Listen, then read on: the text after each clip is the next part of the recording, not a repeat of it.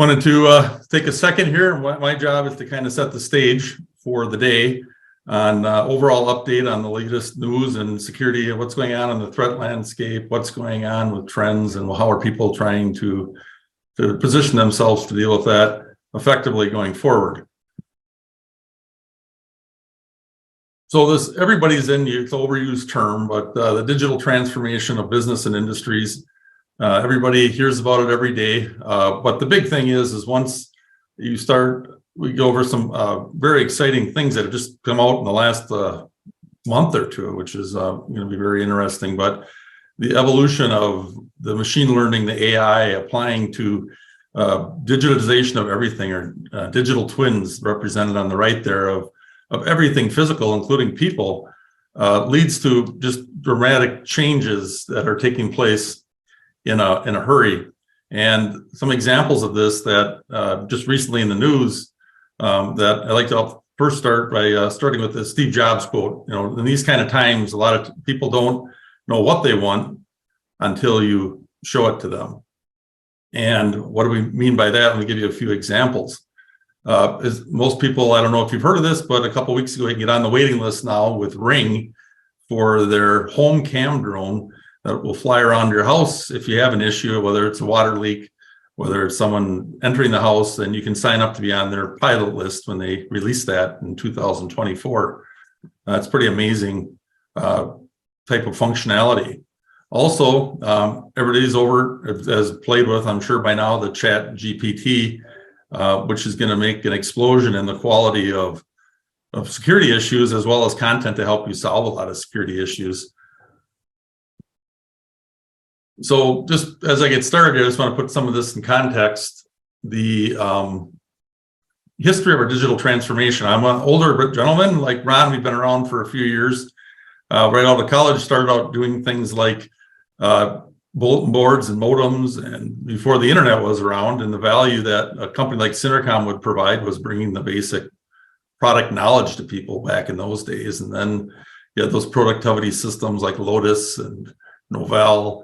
That was back in the 2000s, where we were going from the GUIs to the GUI interface was a new thing. And then over the last 15 years from that, we've seen the emergence of the smartphone, which is a paradigm shift, the Google for finding information.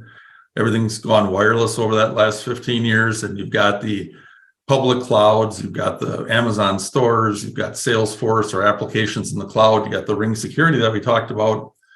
And then now we're heading into this 3.0 distributed web, intelligent web world. And that's bringing in all kinds of new technology you have to prepare for. Things like digital Ethereum and just Bitcoin. You hear terms like that, smart contracts. How do you integrate with things like that? You have data lakes that now enable all these things like Ring to collect data, and you have AI technology on top of that, all creating more things you have that are unpredictable. And then everybody's got, since COVID, pretty elaborate work at home system. So you've got quite a footprint of your company also now in everybody's house.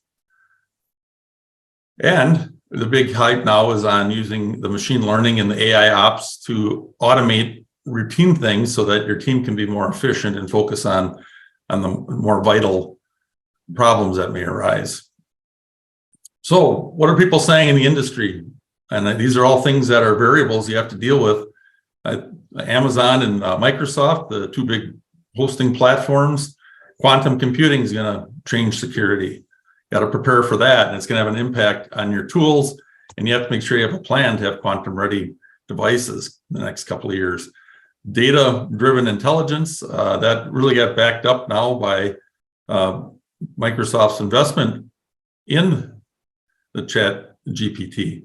And then Deloitte, who does one of the top audit firms, security is emerging technologies. We have to make sure as these emerging technologies come out that we understand the impact on our organization, and how do we prepare for that in an environment where you can't have mature controls because it's emerging technology by definition.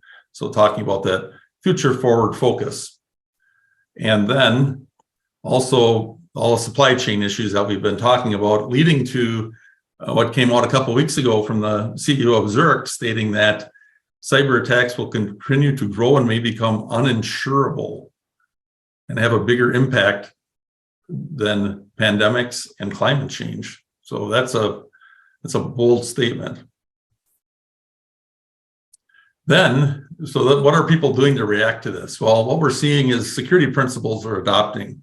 And now you're seeing it, the old way to authenticate users was trust them but verify. Now it's zero trust. You don't trust anything until it is verified. And then we're also seeing that point in time validation and point in time controls is not efficient. So now we need to really go to continuous to understand the security posture all the time. So that's through the principles that defensive controls must meet. And where are the defensive controls shifting? The security awareness training used to be I'd sit down and watch a video and answer some questions. Where that's going is integrating with third-party controls like CrowdStrike, things that know what's going on the end user device. And then they will actually, if it gets an alert from CrowdStrike through the API to your training system, it'll immediately let a user know that there might be doing something that could be creating risk, and it gives them immediate feedback, making that control, which is the number one attack vector, is tricking users, much more effective. Then insurance companies came out and wanted to put MFA as a generic control on anything that had sensitive access. And then people found ways that you could phish people with that by flooding them with requests for MFA tokens. And now that's evolved to phishing resistant MFA. And then the end node also has evolved substantially from the AV days, that was a while back, to endpoint protection suites with things like whitelisting and all those types of advanced features, but then they started affecting usability. So that's evolved to end node detection and response, or EDR type solutions, which we'll get to in a second, why that makes our life more difficult. But what we're focusing on today here, from my perspective in this presentation, is your program defense controls, whether that's your policies, your technical defenses, and your educational defenses of both your end users and your security teams. Incident response is part of the loop, but that's generally handled by the lawyers, the responders, and insurance providers, but it does provide feedback loops, obviously, into making better protections with local intelligence about what is happening in your environment. So where do we start? And why is defense so difficult? Well, I like the Elon Musk, the first order building blocks. When you think about all these complex technologies, at the end of the day, they really are applications, and applications require processing. They require storage of that processing, and they require networking to connect the processing and the storage together and the users. And then you have security layers wrapping around all that piece, and you have to do authentication, authorization, and accounting, which is logging, with that zero trust model we are talking about right now. And this seems pretty basic, so why would it be difficult? Well, attack surfaces are growing daily, as well as the technology stacks that build up those services. Your web applications, for instance, some of them may use WordPress and some plugins, and other ones might use different plugins.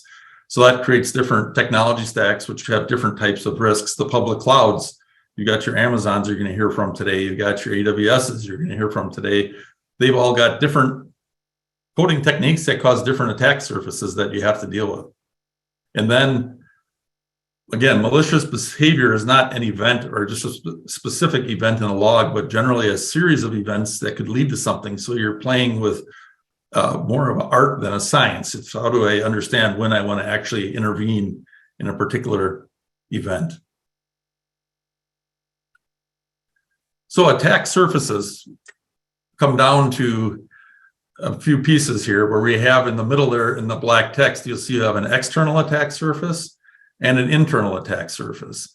And then people are used to talking about these different components in terms of the internal team and the assets that are most commonly attacked, these asset classes, as blue team type people, the defenders. And the common attacks that most commonly happen are third party or supply chain attacks are big today. Custom web apps, because then only you're going to know about any particular bugs. There's not going to be specific patches for those types of problems. And then you've got your APIs. Everything's built on APIs nowadays to share information. Then you've got your Office 365 type solutions with email gateways. You have your end user devices, which that attack surface has grown from the different types of mobile devices to the Windows to the Macs.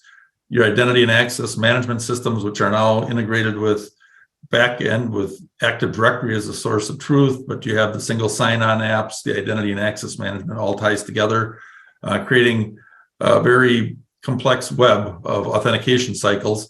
And then you have all your remote access to different resources, whether it be through just the HTTPS on web apps or things like remote desktops, things that can be very dangerous. So those are the things that your blue team is generally trying to protect.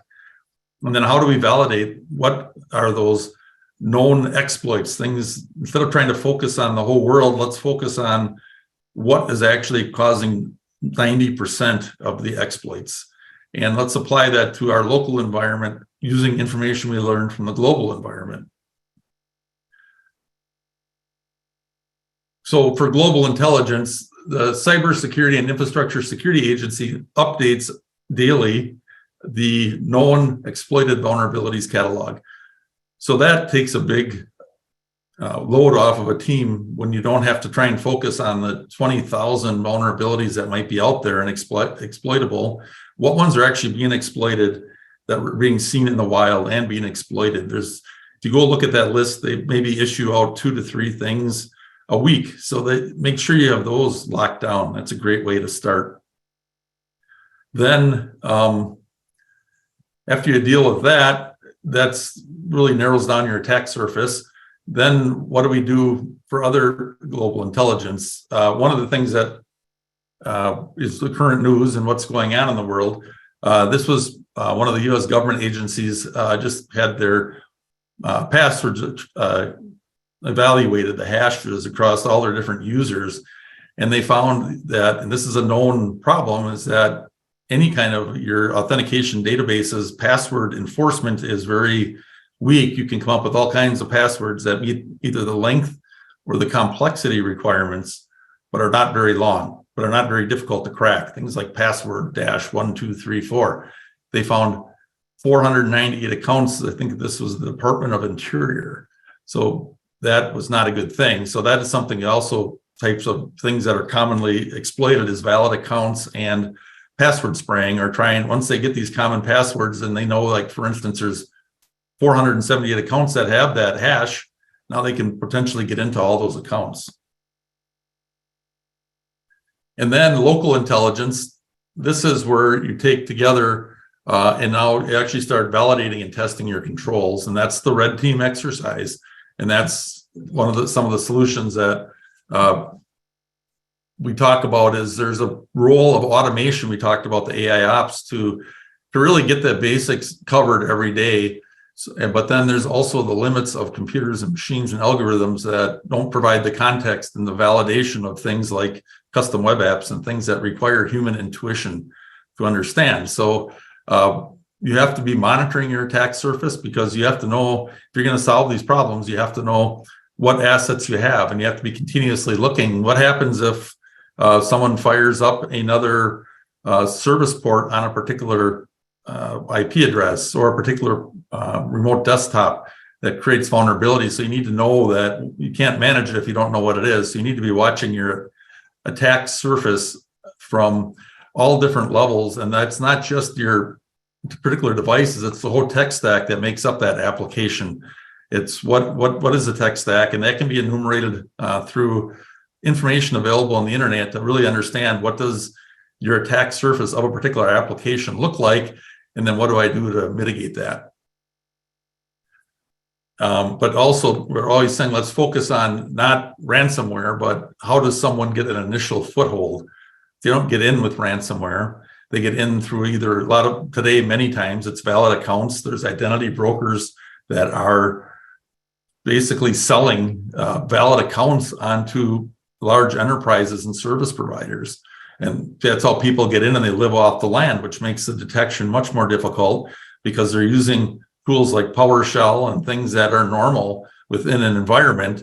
And that makes, again, the detection is not a binary on or off type thing. It's a series of events that could be creating an incident. And so you need, again, to have that balance between knowing the current status of what you have, also understanding what the human, also validating those. And that's what we're showing here with the attack surface management piece, which is the automated piece. And then the human-led people actually validating findings and then reporting those to your team or having your internal people do the human investigation.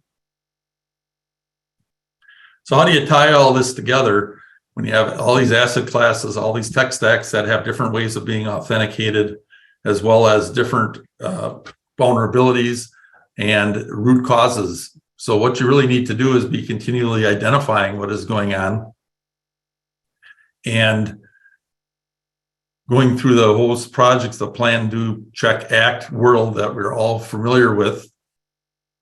And if you do this effectively and you get your maturity model up, this is hot off the press. One of our particular clients was just in the process of renewing their cyber insurance, and they were able to substantially reduce their insurance by being able to demonstrate that they were doing good security practices and produce evidence of that. So there's real money to be saved if these are done in the right way. And that is what people really need to apply to the business case of what you're doing. As far as how does Synercomm tie that together for you, basically we work with a lot of these best of breed partners. We do extensive red teaming, blue teaming, and purple teaming, where we basically will validate if there are paths into your environment. And then once we understand those paths, we replay them with your blue teams so that they can make sure that they can detect anything that would be going in through the common attack channels that we talked about, like third-party custom web apps is a big one. Again, we talked about application programming interfaces. We talked about a lot of those, the gateways for common channels for phishing testing, which is your email gateways, authentication attacks, remote desktops. Then you have to tie all that back together into a program like we showed here. And then if you do that, you can actually be very optimized all the time and be applying these principles, rotating different deep dives like on different web apps, different APIs throughout the year, and then baselining the whole thing from an external to internal and validating the technical controls, like how people can actually get in, can links be clicked on, can bogus lookalike DNS information be sent to people and have them click and think they're entering their credentials into valid sites. So if that was a lot of information, I just wanted to finish up with some reference materials for those of you that are not in security every day. There's a couple of books. Roger Grimes just gave out his book, The Data Driven Defense, third edition just came out within the last month. Has lots of good tips for how to focus on the things that matter and how networks actually get exploited 90% of the time, and not to get overwhelmed with compliance, and how do you put compliance with good security through things like risk and applying risk with the security frameworks like the CIS Top 20 or the NIST, and using risk to be that leverage point onto why or why not. You may not meet every like the 2,000 bullet points on a particular CIS type agent, CIS controls. And then the other one on just the acceleration of all this different types of footprints that you might be running into as the future is faster than you think. That's a great reference book. It's a few years old now, but it does tie together very well all the digital transformation technologies that are converging all at once and creating all these opportunities. And then I also put in there, because not everybody understands, I think, what passwords and what you can actually do by just analyzing the hashes out of your, like an Active Directory, which is generally people's root source of truth for all their single sign-ons and a lot of their applications. But you can check for things like reuse of passwords across your organization to people all using your company name, spring 2021 exclamation point, which can lead to all kinds of vulnerabilities. Are dead accounts still out there? So we can actually, or there are services like ours that can take that and help you minimize your footprint by validating that you do not have security password vulnerabilities, which are one of the number one ways that we get in with valid accounts. So that is my tour of the security landscape and validation and how you can protect yourself the most efficiently and not get overwhelmed with in this fast times of change. And just a little plug for ourselves at the end here is our continuous attack surface management app combined with our continuous pen test has been a finalist now for the SC Awards for the best vulnerability management solution for the last 2 years. And we're proud of that. And if you have any questions about that, we'd love to talk to you about that. With that, I will turn it back to Ron.